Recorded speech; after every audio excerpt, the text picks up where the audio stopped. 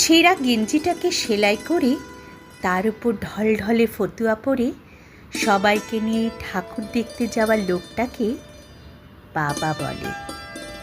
এক কৌটো গোবিন্দভোগ চাল আর সামান্য ঘি বাঁচিয়ে রেখে পুজোর মধ্যে একদিন পোলাও রান্না করা মহিলাকে মা বলে।